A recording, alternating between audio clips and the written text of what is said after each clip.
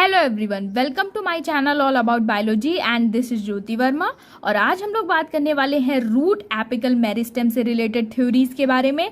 इससे पहले हम लोग शूट एपिकल मेरिस्टेम की थ्योरीज यानी कि सैम की थ्योरीज और एनोमेलस सेकेंडरी ग्रोथ को डिटेल में डिस्कस कर चुके हैं। अगर आपने अभी तक वो वीडियोज नहीं देखे तो आप हमारे प्लेलिस्ट सेक्शन में जाकर प्लांट एनाटॉमी की प्लेलिस्ट से वो वीडियोज देख सकते हैं। आज हम लोग रूट एपिकल मेरिस्टेम से रिलेटेड थ्योरीज को डिस्कस करेंगे, जिसमें आती है हमारी एपिकल सेल थ्योरी जो कि नगीली ने दी थी। इसके बाद हिस्टोजेन थ्योरी जो कि हैंस्टीन ने दी थी। इसके बाद कॉर्पर कप्पे थ्योरी और इसके बाद क्विसेंट सेंटर थ्योरी आती है यहाँ पर। सबसे पहले हम बात कर लेते हैं एपिकल सेल थ्योरी की। एपिकल सेल थ्योरी नगीली ने दी थी और इनके अकॉर्डिंग एक सिंगल एपिकल सेल जो कि रूट की एपेक्स में प्रेजेंट होता है वो डिवाइड करके पूरी प्लांट बॉडी का फॉर्मेशन करता है। इससे रिलेटेड थ्योरी कंटेंट आपको हमारे प्रीवियस वीडियो में मिल जाएगा शूट एपिकल मेरिस्टेम वाले में, क्योंकि दोनों ही थ्योरीज यहाँ पर सिमिलरली अप्लाई हो रही हैं।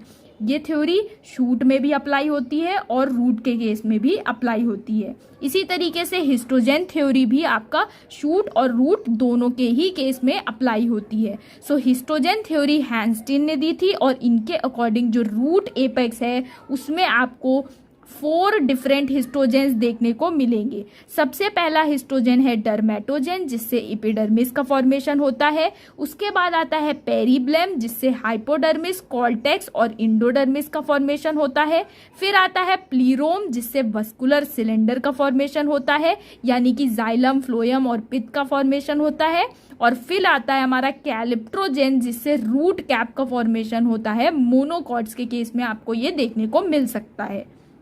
इसके बाद आता है कॉर्पर कप्पे थ्योरी जिसमें कि आपको टी डिवीजन देखने को मिलेगा। इसके बारे में भी हम डिटेल में डिस्कस करेंगे। और क्विसेंट सेंटर थ्योरी जिसमें कि आपको एक क्विसेंट सेंटर देखने को मिलेगा, यानी रूट में एक ऐसा सेंटर प्रेजेंट होता है जहां पर इनएक्टिव सेल्स प्रेजेंट होते हैं जो कि डिवाइड नहीं कर रहे होते हैं। इन चारों थ्योरीज में से आज हम यहाँ पर इन दोनों थ्योरीज को डिस्कस करने वाले हैं, क्योंकि एपिकल सेल थ्योरी को और हिस्टोजेन थ्योरी को हम अपने प्रीवियस वीडियो में डिटेल में डिस्कस कर चुके हैं। अगर आपने शूट एपिकल मेरिस्टेम वाला वीडियो नहीं देखा है तो आप वहां पर जाकर देख सकते हैं प्लेलिस्ट सेक्शन में। वहां पर आपको एपिकल सेल थ्योरी और हिस्टोजेन थ्योरी के डिटेल्ड नोट्स मिल जाएंगे। आज हम लोग इन दोनों थ्योरीज को यहाँ पर डिस्कस करेंगे। अब हम बात कर लेते हैं हमारी थर्ड थ्योरी की जो कि है कॉर्पर कप्पे थ्योरी, क्योंकि आप एपिकल सेल थ्योरी और हिस्टोजेन थ्योरी को हमारे प्रीवियस वीडियो से देखेंगे जो कि शूट एपिकल मेरिस्टेम का है। वो दोनों थ्योरीज शूट में भी एप्लीकेबल हैं और रूट की ग्रोथ पर भी एप्लीकेबल हैं।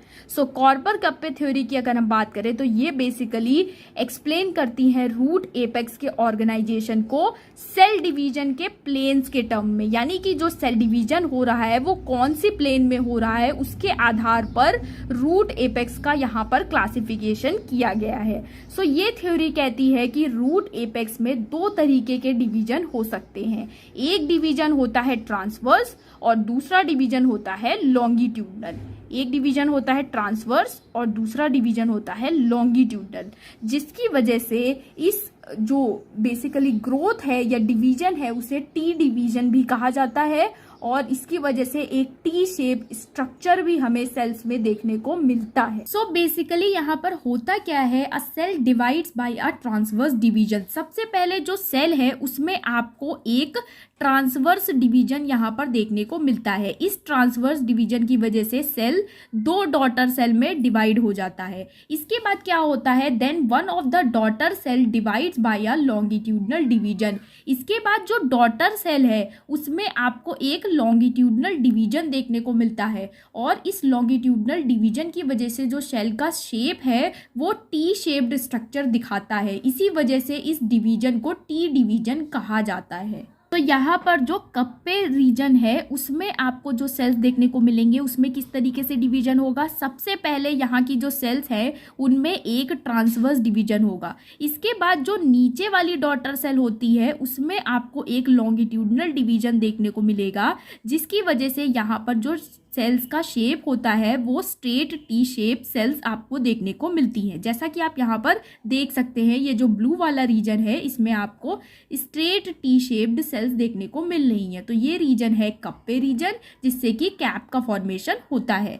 इसके बाद अगर हम बात करें कॉर्पर टाइप डिवीजन की या कॉर्पर जोन की, तो उसमें क्या होता है, जो सेल है उसमें सबसे पहले ट्रांसवर्स डिवीजन होता है। उसके बाद जो ऊपर वाली डॉटर सेल होती है उसमें आपको एक लॉन्गिट्यूडनल डिवीजन देखने को मिलता है, जिसकी वजह से यहाँ पर जो सेल का शेप है वो इन्वर्टेड टी शेप आपको देखने को यहाँ पर मिलेगा। और इस जोन से, कॉर्पर जोन से बॉडी का फॉर्मेशन होता है। जैसा कि आप यहाँ पर देख सकते हैं, ये जो रेड वाला रीजन है इसमें आपको जो सेल देखने को मिल रही है वो इन्वर्टेड टी शेप में देखने को मिल रही है, इसलिए यहाँ पर आपको कॉर्पर जोन सेंटर में देखने को मिलता है और कप्पे जोन बाहर देखने को मिलता है।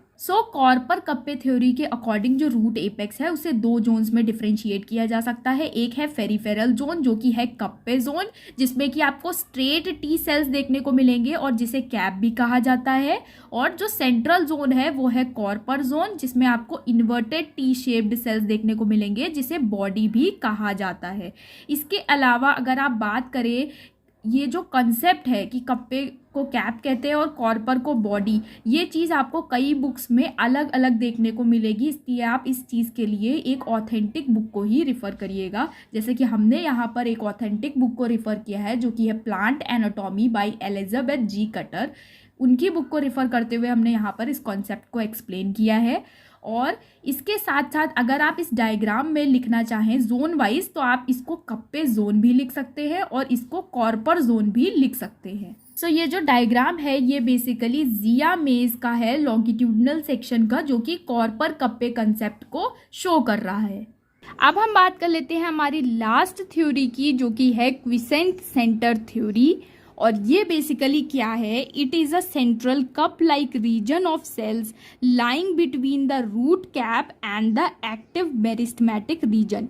यानी कि रूट कैप और एक्टिव मेरिस्टेमेटिक रीजन के बीच में जो सेंट्रल मास होता है सेल्स का, उसे हम क्विसेंट सेंटर कहते हैं। और ये बेसिकली एक कप लाइक रीजन होता है। The cells in this region have lower concentration of DNA, RNA and protein than the other cells of the root apex. इस रीजन में आपको DNA, RNA और प्रोटीन का कंटेंट बहुत ही कम अमाउंट में दिखाई देगा और इसे हम region of low mitotic activity के नाम से भी जानते हैं। This central inactive region of the root was termed as quiescent centre. इस सेंट्रल इनएक्टिव रीजन को हम क्विसेंट सेंटर के नाम से जानते हैं, क्योंकि यहाँ पर लो कंसंट्रेशन होता है डीएनए, आरएनए और प्रोटीन का, और यहाँ पर लो माइटोटिक एक्टिविटी आपको देखने को मिलती है। नॉर्मली होता क्या है कि जो क्विसेंट सेंटर के सेल्स हैं वो डिवाइड नहीं करते हैं, लेकिन ये कभी कभी एक्टिव भी हो जाते हैं, क्योंकि जो प्रीवियसली एक्टिव इनिशियल्स होते हैं या कुछ सेल्स होते हैं वो कभी कभी डैमेज हो जाते हैं। तो उस कंडीशन में जो क्विसेंट सेंटर के सेल्स होते हैं वो कभी कभार एक्टिव हो जाते हैं।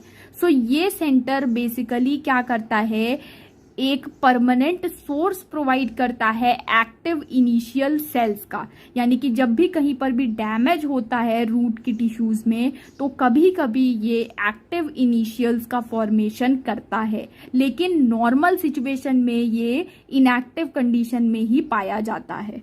अगर हम डायग्रामेटिक रिप्रेजेंटेशन यहाँ पर देखें तो आप देख सकते हैं ये हमारा है डर्मेटोजेन और इसके साथ साथ ये हमारा रूट कैप है, और इन दोनों के बीच में एक कप शेप्ड स्ट्रक्चर आपको देखने को मिल रहा है जो कि इनएक्टिव रीजन है, और इसे हम क्विसेंट सेंटर के नाम से जानते हैं। ये हमारी है fourth theory root apical meristem के डिफरेंशिएशन से रिलेटेड। अगर आपको वीडियो पसंद आया तो चैनल को सब्सक्राइब करिए, लाइक करिए, शेयर करिए। Thank you so much.